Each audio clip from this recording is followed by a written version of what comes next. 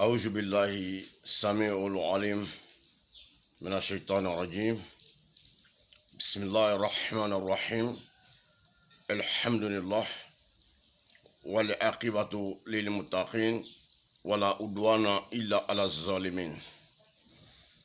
بينين تيرو أمي فيسبوك سانفي أمنا بموي بي مادوكا مامو ني أتوي محمد Mayi Watara. Muhammad Mayi Watara abe wajulu ke akukai karamoy kay mu alimami amena puma ale de kambi nyaka video do soro sisan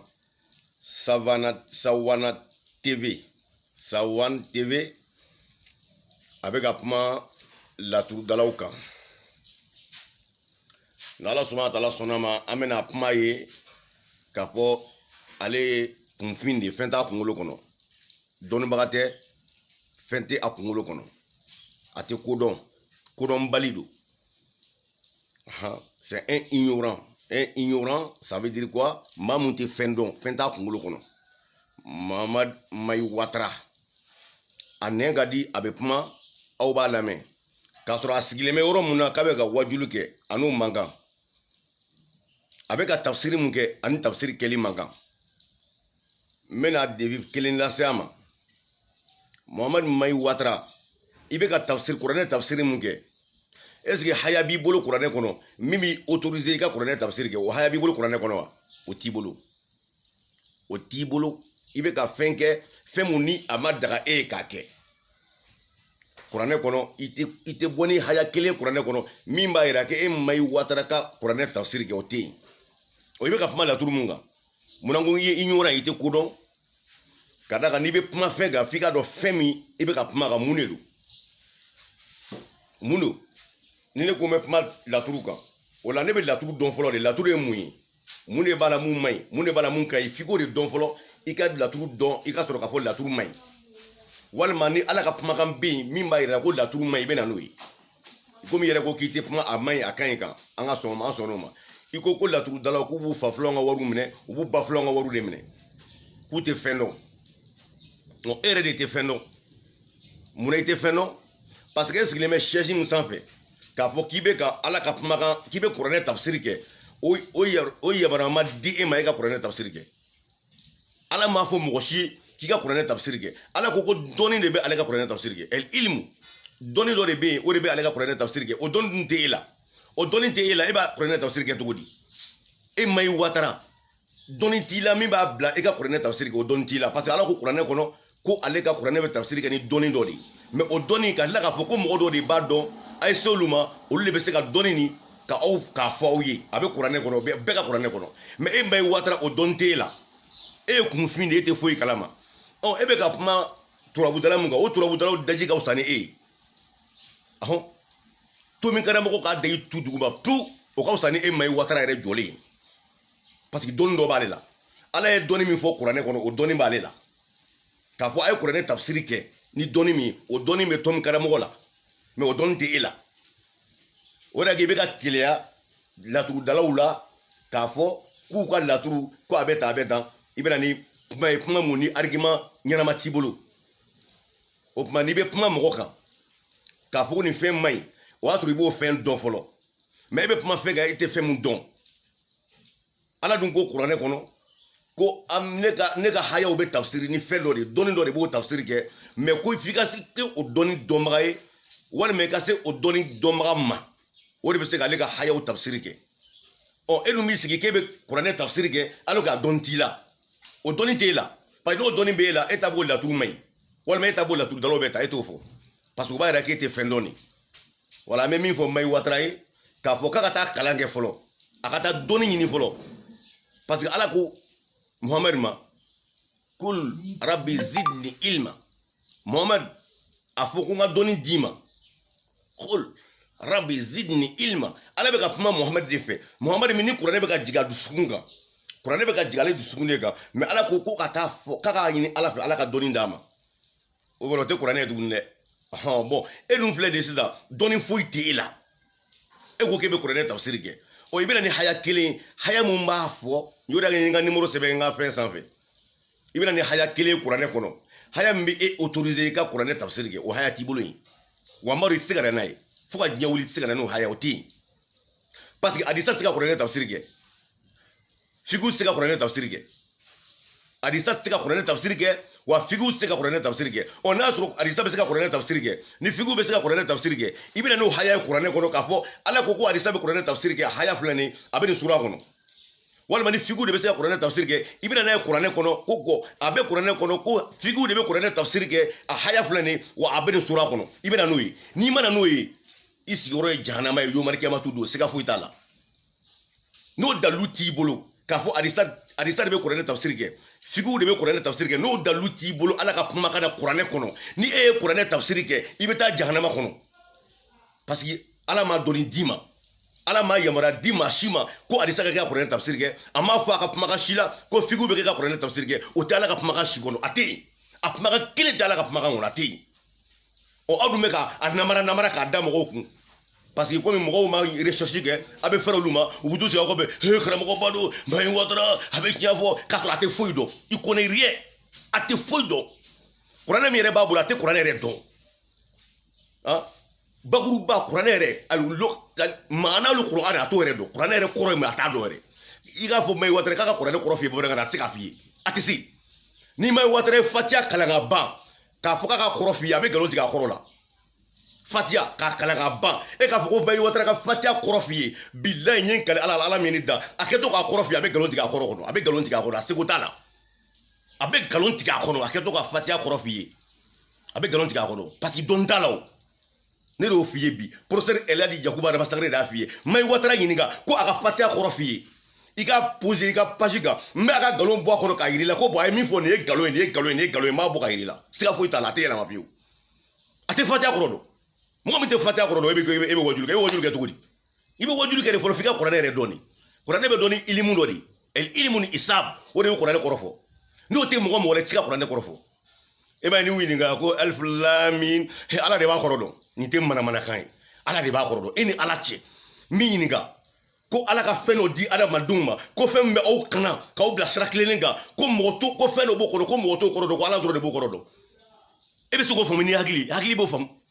hali ni mɔgɔ min ye lagalagatɔ ye hali fatɔ dɔw fɔ i b'a fɔ nin ye manamanakan de ye e bɛ da o la cogo di parce que u b'o de fɔ aw ye parce que u t'a dɔn u n'a kɛli mankan de u ni kuranɛ tafsiri de mankan min bɛ kuranɛ tafsiri dɔn olu de bɛ se ka alifu lam mim kɔrɔ f'i ye i n'a fɔ professeur Elhadji Yakuba Adama Sangare ne bɛ se ka alifu lam mim kɔrɔ f'i ye parce que ne bɛ kuranɛ tafsiri dɔn ne y'a dɔnni ɲini k'a sɔrɔ a dɔnni bɛ ne bolo mais a tɛ olu bolo mais u bɛ mɔgɔw lasigi ka yɛlɛkokan fɔ mɔgɔw ɲɛna manamanakan fɔ mɔgɔw ɲɛna a b'a fɔ ko nin ye dɔnnibagaw de nin ye dɔnnibagaw de k'a sɔrɔ u tɛ foyi dɔn Mahin Watara tɛ foyi dɔn a bɛ ka kuma tomi karamɔgɔ min kan hali n'a ma ta a tɔgɔ ma a ka kuma bɛ ka base o de kan o daji tulen ka fisa ni Mahin Watara jɔlen ye tomi karamɔgɔ da y'i tu o ka fisa ni Mahin Watara jɔlen ye parce que tomi karamɔgɔ ye dɔnnibaga de Mahin Watara dɔ ye kunfin de o ma pour que n'aw ka temps perdu n ye question kelen ni Mahin Watara ma o question ye mun ye a k'a fɔ ye kuranɛ kɔnɔ k'a fɔ ko tafsiri bɛ se kuranɛ tafsiri bɛ kɛ ni hadisa ani fiqhu ye a ka na ni o dalilu ye ala ka kumakan na n b'o fɔ a ye parce que n bɛ a ka hadisa fɛn fɛn mɛn a ka tafsiri fɛn fɛn mɛn a bɛ kuma fiqhu ni hadisaw de kan a b'a ka tafsiri kɛ ni fiqhu ni hadisaw de ye n b'o de mɛn a ka hadisa a ka tafsiri kɔnɔ bon ala dun ma o fɔ mɔgɔ si ye k'i ka hadisa kɛ ka tafsiri ka kuranɛ tafsiri kɛ ala m'a fɔ mɔgɔ si ye k'i ka fiqhu kɛ ka kuranɛ tafsiri kɛ o tɛ ala ka kumakan si la ɔ n'a bɛ ala ka kumakan na a ka dalilu bɔ ka na a ka fɔ professeur Elhadji Yakuba Adama Sangare i ye nkalon tigɛ a dalilu filɛ nin ye ala de ko k'u ka tafsiri kɛ ni hadisa ye ala k'u ka tafsiri kɛ ni fiqhu ye a filɛ nin ye a dalilu filɛ a ka na n'a ye n'a ye o t'a bolo ala y'o de fɔ ko a tɛ se ka na n'a ye wa a tɛ se yɛrɛ ka na n'a ye parce que ala ka kumakan jɔlen b'a kan k'a fɔ ko ilimu bɛ kɛ ka kuranɛ tafsiri kɛ o ye isabu dɔnni de o tɛ Mahin Watara la o ye isabu dɔnni de o bɛ tomi karamɔgɔ la awɔ 1 plus 1 égale 2 o t'ale la dɛ o bɛ tomi karamɔgɔ la o t'ale ale t'o dɔn yɛrɛ ale t'a dɔn k'o ye dɔnni yɛrɛ ye u tɛ kuranɛ yɛrɛ dɔn mɔgɔ min tɛ kuranɛ dɔn e bɛ kuma kuranɛ la cogo di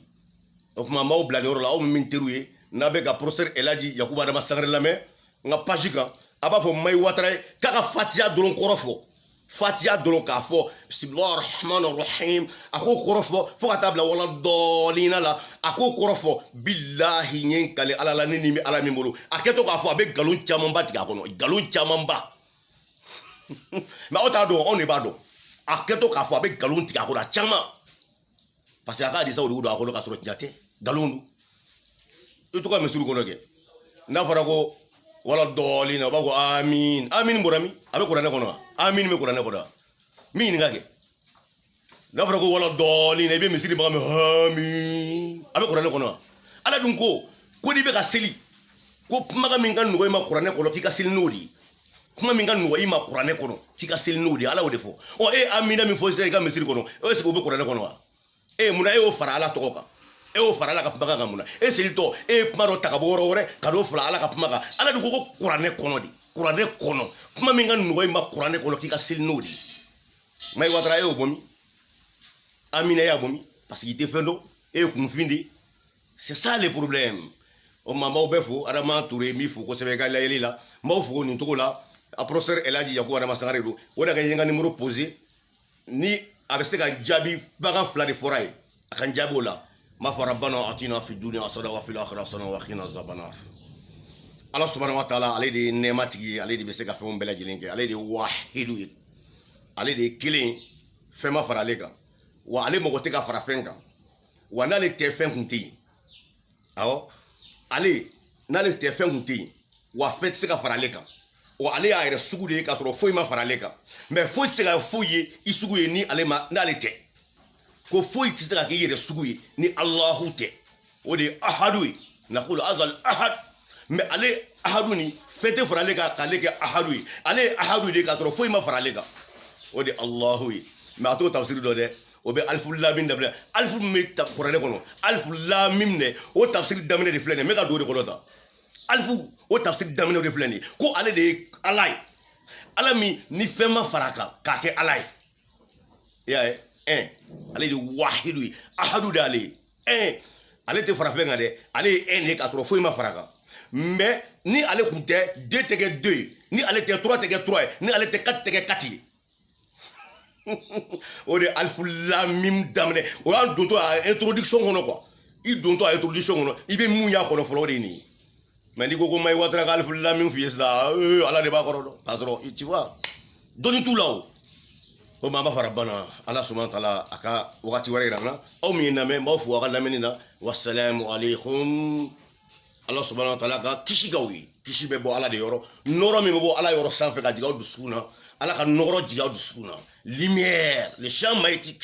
a ka jigin aw dusukun na champ magnétique a k'o jigin aw dusukun na walasa aw ka don ala ka diinɛ kɔnɔ a ka kɛ silamɛw ye a ka bɔ manamanakan fɔlɔw bla bla bla bla bla bla bla ndagadi bla bla bla bla bla bla bla bla a ka b'olu kɔ dɔnni t'u la Maï Ouattara ye falibo de ye falibo de b'a kunkolo kɔnɔ foyi t'a kunkolo kɔnɔ il n'a rien il connaît rien voilà i y'a faamu voilà n b'a fɔ nin yɔrɔ la wasalamu aleykum ala subahana taala ka waati wɛrɛ yɛrɛ la n bɛ Jalo fo Jalo fotigi Jalo min fo kosɛbɛ masha Allah ala ka waati wɛrɛ yɛrɛ la nin tɔgɔ de la an balimakɛ professeur Elhaji Yakubu Adama Sangare de don n ye n ka waatinin privé aw ye ka di aw ma n'ala subahana taala sɔnna ma n'a bɔra ka riposte an bɛ don tuguni an bɛ ɲɔgɔn sɔrɔ diinɛ kuma kɔnɔ ni o ye Alahu ka dɔnni dɔnni de bɛ kuma yan fikiw tɛ kuma hadisa tɛ kuma dɔnni de bɛ kuma ilm الحساب يفصل آيات لقوم يعلمون o de ye isabu ye n'o dɔnni t'i la i b'a fɔ turabudala ye ko bɛ fu de kan turabudala isabu dɔnni de b'ale la ne tɛ turabu da ne tɛ turabu yɛrɛ dɔn mɛ min dɔn o fana ka bon o de ye isabu ye masha Allah wasalamu aleykum ila liqa